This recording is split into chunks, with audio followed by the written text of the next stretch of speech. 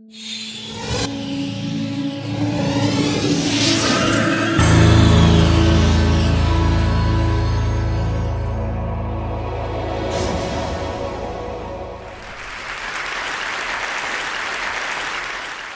after many years working in trade and economics, 4 years ago, I found myself working on the front lines of human vulnerability. And I found myself in the places where people are fighting every day to survive and can't even obtain a meal. This red cup comes from Rwanda, from a child named Fabian, and I carry this around as a symbol, really, of the challenge and also the hope. Because 1 cup of food a day changes Fabian's life completely.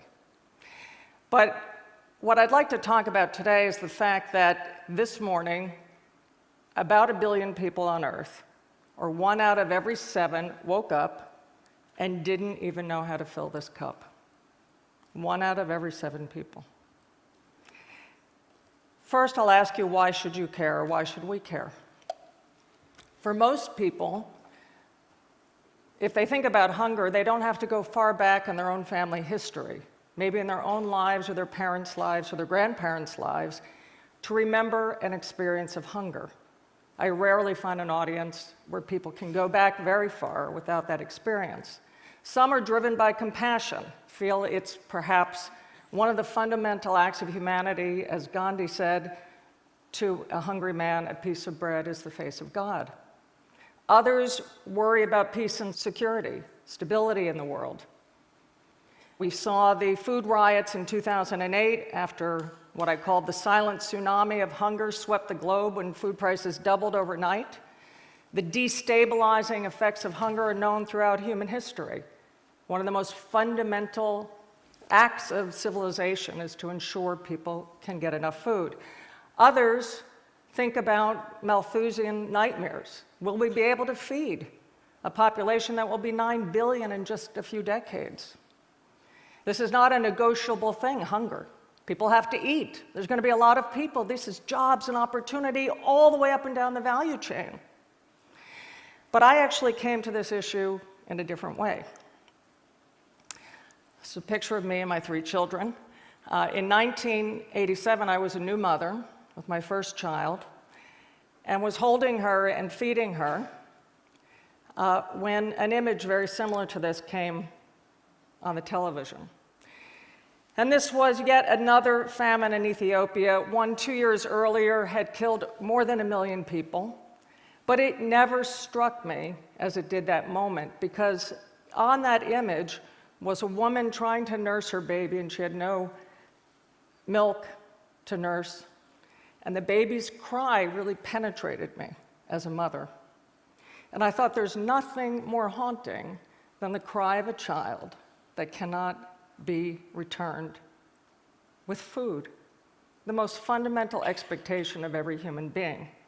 And it was at that moment that I just was filled with the challenge and the outrage that actually we know how to fix this problem. This isn't one of those rare diseases that we don't have a solution for. We know how to fix hunger. 100 years ago, we didn't. We actually have the technologies and systems. And I was just struck that this is out of place at our time in history. These images are out of place. Well, guess what? This is last week in northern Kenya. Yet again, the face of starvation at large scale, with more than 9 million people wondering if they can make it to the next day. In fact, what we know now is that every 10 seconds, we lose a child to hunger. This is more than HIV/AIDS, malaria, and tuberculosis combined. And we know that the issue is not just production of food. And one of my mentors in life is Norman Borlaug, my hero. But today I'm going to talk about access to food, because actually, this year and last year, and during the 2008 food crisis, there was enough food on Earth for everyone to have 2,700 kilocalories. So why is it that we have 1 billion people who can't find food? And I also want to talk about what I call our new burden of knowledge. In 2008, Lancet compiled all the research and put forward the compelling evidence that if a child in its first 1,000 days from conception to 2 years old does not have adequate nutrition, the damage is irreversible. Their brains and bodies will be stunted. And here you see a brain scan of 2 children, one who had adequate nutrition, another neglected, and who was deeply malnourished. And we can see brain volumes up to 40% less in these children. And in this slide, you see the neurons, and the synapses in the brain don't form.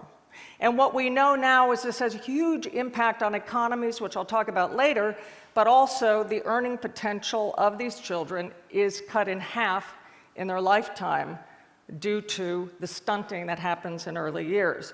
So this burden of knowledge drives me because actually we know how to fix it very simply.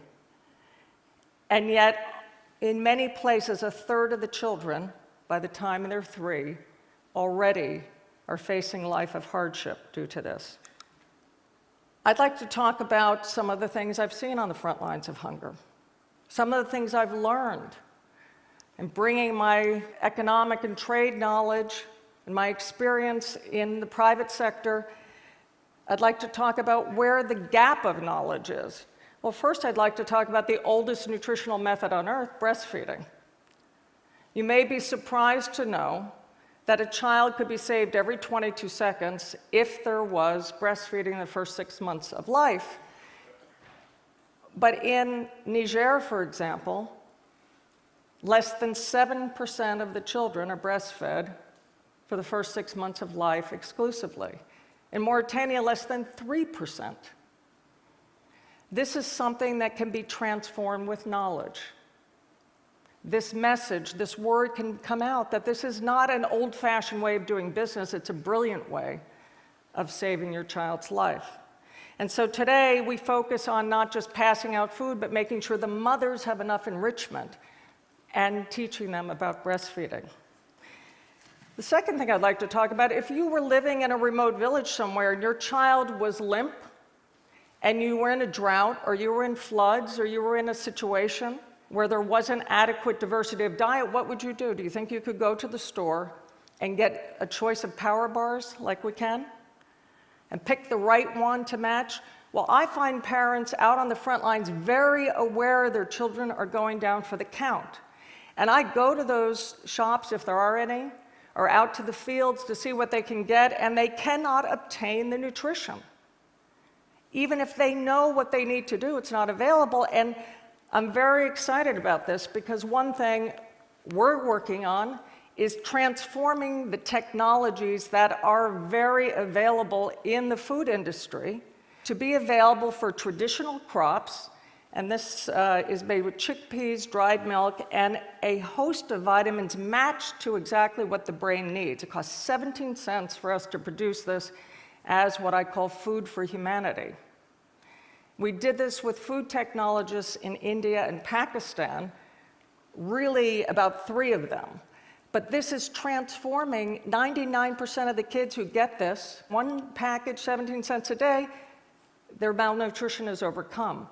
So I am convinced that if we can unlock the technologies that are commonplace in the richer world, to be able to transform foods. And this is climate proof. It doesn't need to be refrigerated, it doesn't need water, which is often lacking. And these types of technologies, I see, have the potential to transform the face of hunger and malnutrition out on the front lines. The next thing I want to talk about is school feeding. 80% of the people in the world have no food safety net. When disaster strikes, the economy gets blown, people lose a job, floods, war, conflict, bad governance, all of those things, there is nothing to fall back on. And usually the institutions, churches, temples, other things do not have the resources to provide a safety net. What we have found in working with the World Bank is that the poor man's safety net, the best investment is school feeding. And if you fill the cup with local agriculture from small farmers, you have a transformative effect. Many kids in the world can't go to school because they have to go beg and find a meal. But when that food is there, it's transformative. It costs less than 25 cents a day to change a kid's life. But what is most amazing is the effect on girls. In countries where girls don't go to school, and you offer a meal to girls in school, we see enrollment rates about 50% girls and boys. We see a transformation in attendance by girls, and there was no argument because it's incentive. Families need the help. And we find that if we keep girls in school later, they'll stay in school till they're 16 and won't get married if there's food in school, or if they get an extra ration of food at the end of the week, costs about 50 cents, will keep a girl in school, and they'll give birth to a healthier child because the malnutrition is sent generation to generation. We know that there's boom and bust cycles of hunger. We know this. Right now in the Horn of Africa, we've been through this before. So is this a hopeless cause? Absolutely not. I'd like to talk about what I call our warehouses for hope. Cameroon, northern Cameroon, boom and bust cycles of hunger every year for decades. Food aid coming in every year when people are starving during the lean seasons. Well, 2 years ago, we decided let's transform the model of fighting hunger. And instead of giving out the food aid, we put it into food banks. And we said, listen, during the lean season, take the food out. You manage, the village manage these warehouses, and during harvest, put it back with interest, food interest. So add in 5%, 10% more food. For the past 2 years, 500 of these villages where these are have not needed any food aid. They're self-sufficient. And the food banks are growing, and they're starting school feeding programs for their children by the people of the village. But they've never had the ability to build even the basic infrastructure or the resources. I love this idea that came from the village level, 3 keys to unlock that warehouse. Food is gold there. And simple ideas can transform the face, not of small areas, of big areas of the world. I'd like to talk about what I call digital food. Technology is transforming the face of food vulnerability. In places where you see classic famine, Amartya Sen won his Nobel Prize for saying, guess what? Famines happen in the presence of food because people have no ability to buy it. We certainly saw that in 2008. We're seeing that now in the Horn of Africa, where food prices are up 240% in some areas over last year. Food can be there, people can't buy it. Well, this picture, I was in Hebron in a small shop, this shop, where instead of bringing in food, we provide digital food, a card, says Bon Appetit in Arabic, and the women can go in and swipe and get 9 food items. They have to be nutritious, and they have to be locally produced. And what's happened in the past year alone is the dairy industry, where this card is used for milk and yogurt and eggs, hummus, the dairy industry has gone up 30%. The shopkeepers are hiring more people. It is a win-win-win situation that starts the food economy moving. We now deliver food in over 30 countries over cell phones, transforming even the presence of refugees in countries and other ways. Perhaps most exciting to me is an idea that Bill Gates, Howard Buffett, and others have supported boldly, which is to ask the question, what if, instead of looking at the hungry as victims, and most of them are small farmers who cannot raise enough food or sell food to even support their own families, what if we view them as the solution, as the value chain to fight hunger? What if, from the women in Africa who cannot sell any food, there's no roads, there's no warehouses, there's not even a tarp to pick the food up with, what if we give the enabling environment for them to provide the food to feed the hungry children elsewhere? And Purchasing for Progress today is in 21 countries, and guess what? In virtually every case, when poor farmers are given a guaranteed market, if you say, we will buy 300 metric tons of this, we'll pick it up, we'll make sure it's stored properly, their yields have gone up 2, 3, 4-fold, and they figure it out. Because it's the first guaranteed opportunity they've had in their life, and we're seeing people transform their lives. Today, food aid, our food aid, huge engine, 80% of it is bought in the developing world. Total transformation that can actually transform the very lives that need the food. Now you'd ask, can this be done at scale? These are great ideas, village-level ideas. Well, I'd like to talk about Brazil, because I've taken a journey to Brazil over the past couple of years when I read that Brazil was defeating hunger faster than any nation on earth right now. And what I found is rather than investing their money in food subsidies and other things, they invested in a school feeding program. And they require that a third of that food come from the smallest farmers who would have no opportunity. And they're doing this at huge scale after President Lula declared his goal of ensuring everyone have 3 meals a day. And this Zero Hunger program costs 0.5% of GDP and has lifted many millions of people out of hunger and poverty. It is transforming the face of hunger in Brazil. And it's at scale, and it's creating opportunities. I've gone out there, I've met with the small farmers who have built their livelihoods on the opportunity and platform provided by this. Now, if we look at the economic imperative here, this isn't just about compassion.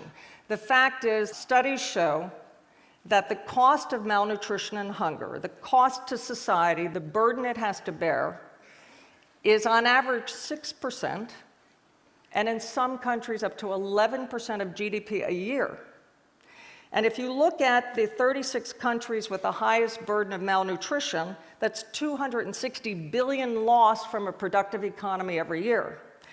Well, the World Bank estimates it would take about $10 billion, 10.3, to address malnutrition in those countries. You look at the cost-benefit analysis, and my dream is to take this issue not just from the compassion argument, but to the finance ministers of the world and say we cannot afford to not invest in the access to adequate, affordable nutrition for all of humanity. The amazing thing, as I found, is nothing can change on big scale without the determination of a leader. When a leader says, "Not under my watch," everything begins to change. And the world can come in with enabling environments and opportunities to do this. And the fact that France has put food at the center of the G20 is really important. Because food is one issue that cannot be solved person by person, nation by nation. We have to stand together. And we're seeing nations in Africa. WFP has been able to leave 30 nations because they have transformed the face of hunger in their nations. What I would like to offer here is a challenge. I believe we're living at a time in human history where it's just simply unacceptable that children wake up and don't know where to find a cup of food. Not only that, transforming hunger is an opportunity, but I think we have to change our mindsets. I am so honored to be here with some of the world's top innovators and thinkers, and I would like you to join with all of humanity to draw a line in the sand and say no more. No more, we can accept this. And we want to tell our grandchildren that there was a terrible time in history where up to a third of the children had brains and bodies that were stunted, but that exists no more. Thank you.